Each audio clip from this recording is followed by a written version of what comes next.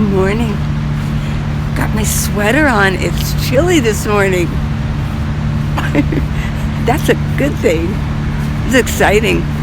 I was dressed for summer and was getting ready to go on my walk, and I was like, oh, it's really chilly out.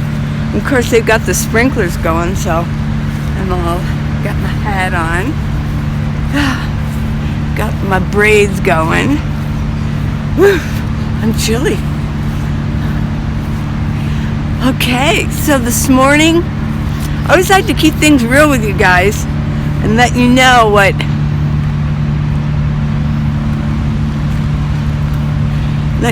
van life is really like.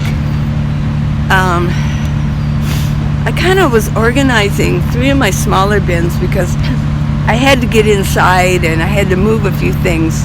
And I thought, this is getting here and this is over here. Let's get things categorized again. So this morning early, I was going through them. Out walks 2 or 3 spiders, out of my bins, and they were trying to get away, and I thought, I got them. So I thought, yeah, bugs are a reality. I'm at the parks a lot. It's easy for them to kind of get in. I mean, it really is, especially you're opening your doors, and when I'm parked under a tree, so at the one park there were these little white spiders. They were white. And everybody kept telling me, I'd look at them, and everybody kept saying, be careful of them because they're mean. They'll get you. So, on my one thing, this white spider came out. Man, I got him. But I wasn't going to let him get away. But I thought, it's a reality for, of course, if you're in a house, you're going to have bugs too. But the problem with the minivan, or a van in general, or a Sprinter or whatever, is that it's such a small space that where are they gonna go? Where are they gonna hide? And at night they're gonna crawl on you. Yeah, in a house you've got they'd be hiding or whatever. But in my minivan they don't have as many places to go.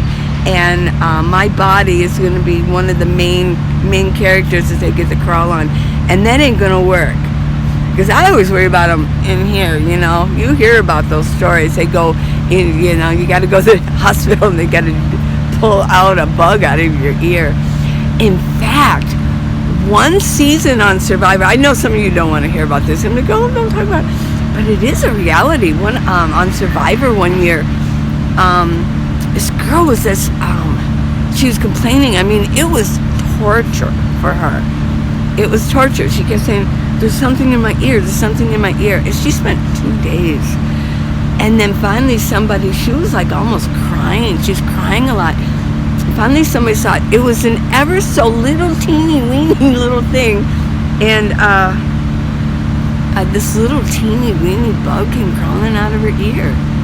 So, here comes a car. So, and of course, I know some of you are like, please don't talk about it. This is beautiful. This tree, obviously the sprinklers got it. It's all drippy with water. So, you hear these, sewer cockroaches. They're big. They've crawled in and making a home in your ear. I'm sorry.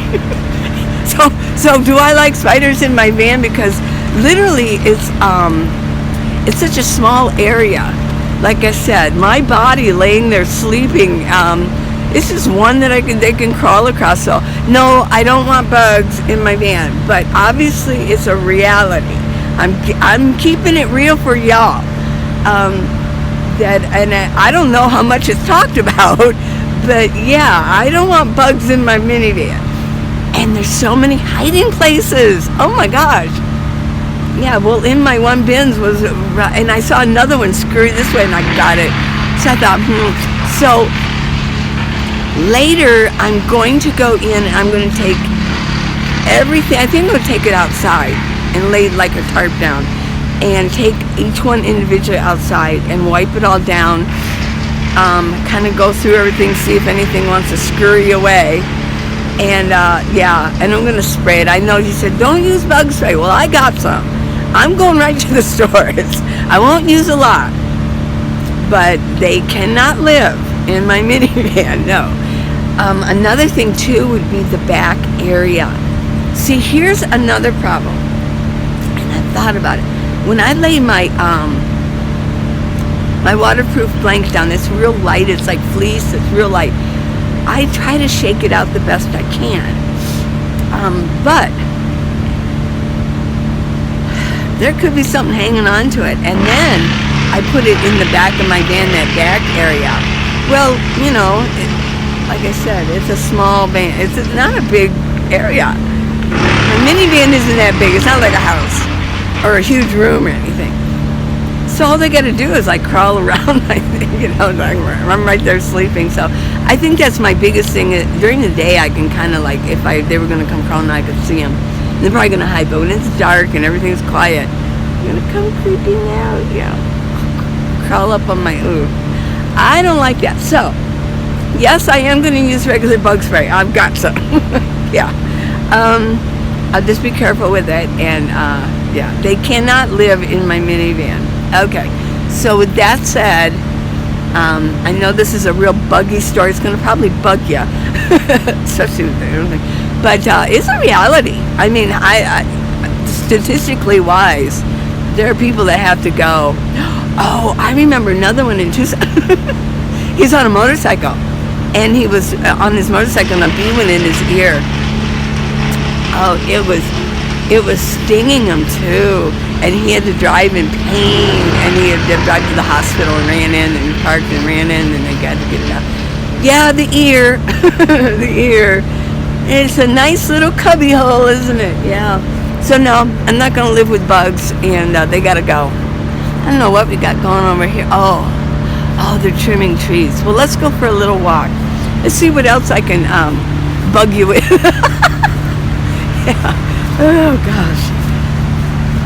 So I don't know how you guys deal with bugs in your living space if you already are a nomad.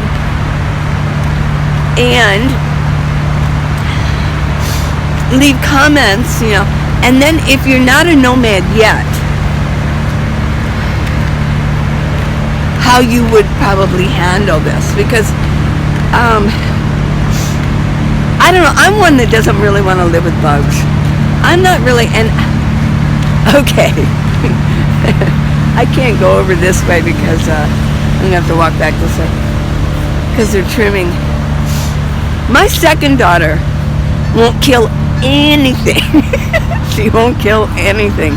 She goes, well, that bug has a right to live. I said, no, not really. I know. I'm just giving my opinion. I'm just being mean. If you disagree with me and you think everything, well, okay. Don't unsubscribe because I want to kill bugs.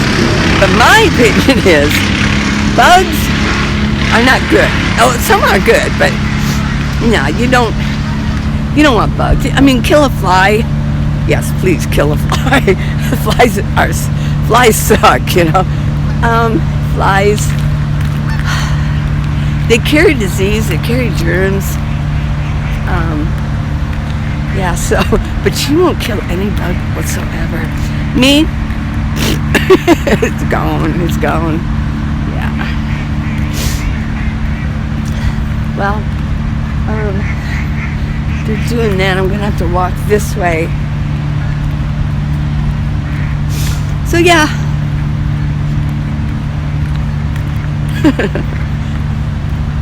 Feel good today.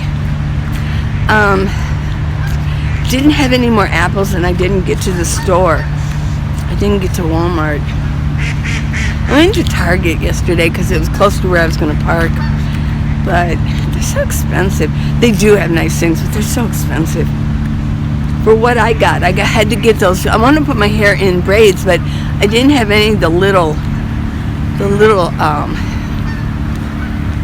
rubber bands for hair, and oh, yeah, there you go, it's like for a little thing, $5. At Walmart, it probably would have been about $2.30 or something. But that's okay. So I didn't get any apples, and so I couldn't eat my apple today. I opened. Ooh, here comes the water! Run! Run from the water! Oh, the lighting in this video is gonna be bad.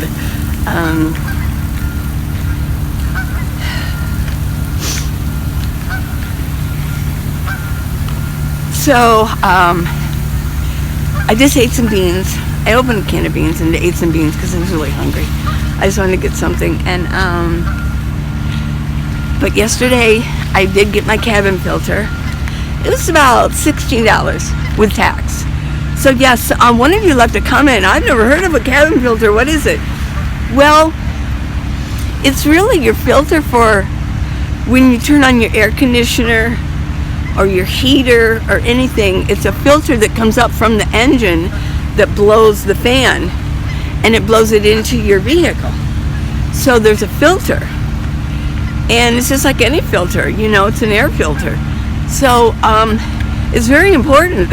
If you don't have one, it's basically going to be blowing debris inside your vehicle. But if you have a filter, it's going to catch all those particles that's pulling in from underneath. I mean, if you think about it, if you get under your vehicle, if you crawl under your vehicle, you can see your engine. So what it's doing is pulling air from the ground. It's pulling, yeah. So you want to have a filter in there. When I first bought my minivan, there was it was probably about 4 or 5 months after I'd been in Ohio for a while. When I drove to Ohio. So I bought the van, and I'd been in Tucson for 2 months. Then I went to Ohio, and then about 4 months later, so for 6 months, I did not have a cabin filter in there. I didn't know that. I thought there was a filter, and I read about it, and they said, oh yeah, change your cabin filter. So I got behind my glove compartment, and I looked, and there wasn't even a filter in there. I thought, ooh, I've been using my air conditioner all this time without a filter, so I put one in. And then it was like almost 3 years. I forgot about it. But I asked the guy, I went to O'Reilly instead of Napa, and at O'Reilly, and I said, well, how often should I change this? He goes, oh, once a year. So change your cabin filter once a year. I told him that I live in my minivan and I use my air conditioner a lot. He goes, probably 6 months for you. So if you're a nomad, 6 months. Because we're in our vehicles all the time. If you have a house, you're not in your vehicle as much as we are. So I'm going to do mine every 6 months. So I'll do mine again. I actually put it down on my calendar, so it's an ongoing, on my virtual calendar. It's an ongoing year after year, or every 6 months. It will bring up that I need to change my cabin filter. So, and then I just recently changed my air filter too. In the engine part under my hood. Those things you can do yourself. Whoops. Those things you can kind of do yourself. I'll walk this way. This is so pretty around here. Let me show you where I'm walking.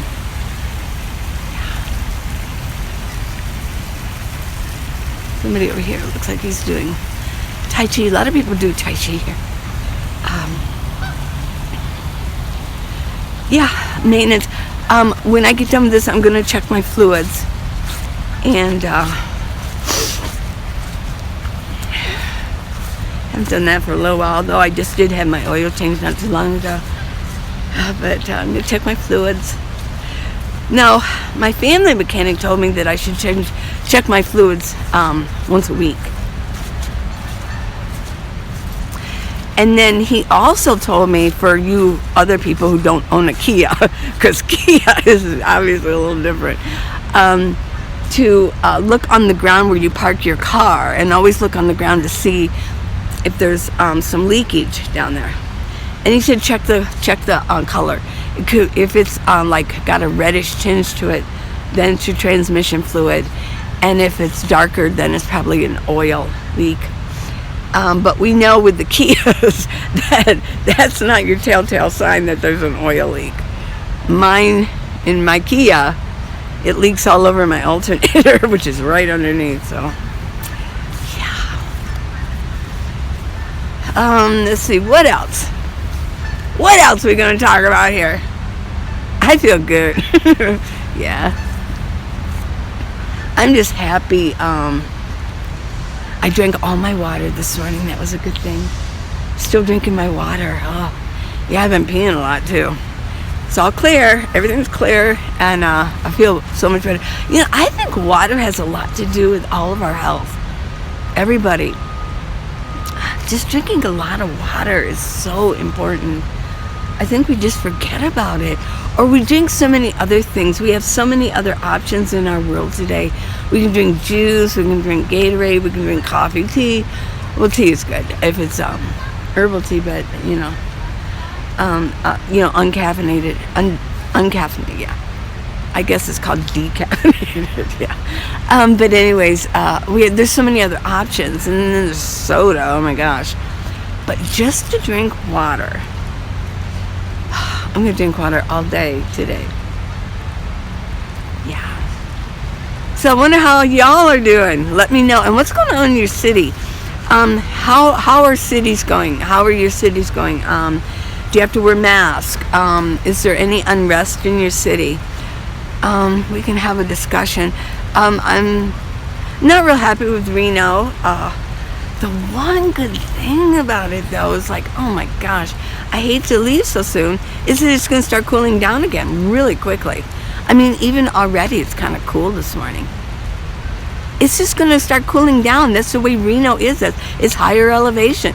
Yes, we're going through some warm weather right now, but from what I've been told, that by the end of August, even the first week of September, it's going to start cooling down, which is right around the corner.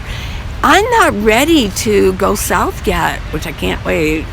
I'm going to go to Quartzsite, and I know I'm going to meet a lot of you people, you know, when I go back down to for boondocking. I might actually, in all seriousness, I might spend most of my winter boondocking. Yeah, it's going to be great. Yeah, just kind of check out some boondocking areas around Quartzsite and you know, places like that. There's all kinds of them going on. And then, of course, you know, I got to hang out a little bit in Las Vegas. Again, I love Las Vegas. Yeah. Not the casino, not the strip, but the area, you know. I loved Henderson. And maybe, you know, Lake Mead. And, yeah. I did like Las Vegas area. I really did. Let's see if we can get some. I know, this lighting. I'm probably not even going to edit it that much. A tree. Let's see what we got here. Oh, now that's better. You know, I got my hat. I always got to mess with my hat. Feels good to not have my hair up in that ponytail again. Yeah. So, I'm going to wash my hair today in my van. Wash it. Get it clean again. I only wash it once a week now. I guess that's really actually better for you. For you guys too. I know you guys like, oh, she's talking about her hair again. But you guys like hair too, so. Well, let's see, what did I talk about? I talked about bugs. I talked about the health of the inside of my cabin, inside of my rig. You know, changing the cabin filter, going through things, making sure. Another thing too is going through things often is making sure there's no spills. I mean, if you're in your kitchen, you know, and you got your little pantry, you can open up and see if something's spilled.